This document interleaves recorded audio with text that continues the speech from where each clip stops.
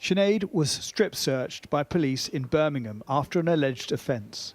She says she was later released without charge, but left with traumatic memories of her time in custody.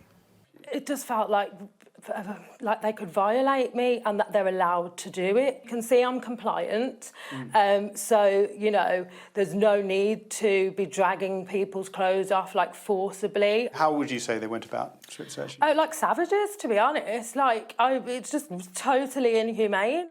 Sky News hasn't seen all the footage, and Sinead acknowledges she then indicated suicidal thoughts, but says she was stripped again and left naked for 16 hours without anti-rip garments. At one point, male officers are clearly in the cell with her.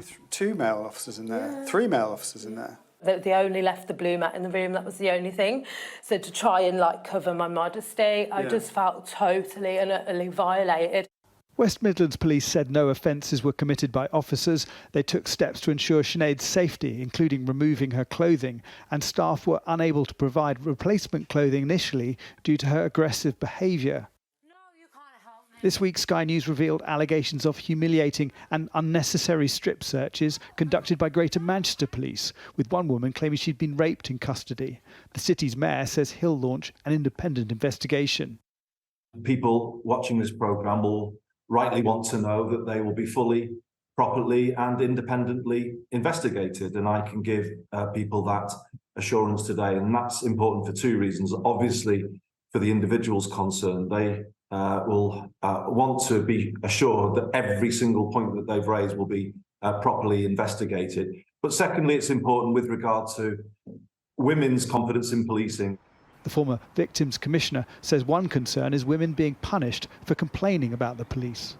We're all very well aware that there are often sceptical approaches to women, that sometimes women feel that they're the ones on trial, and the notion that therefore you might have to press a little hard to get the police to take some notice of you suddenly opens up this new vista that you may yourself then, at this very early stage, become arrested and treated badly.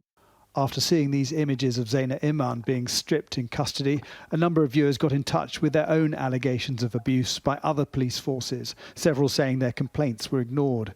I was a victim of a crime and detained naked in a cell overnight in the freezing cold. The CCTV of me pinned naked on my back in a cell by 4 or 5 officers, then pepper sprayed, is not available. I struggle with the memories of what happened to me.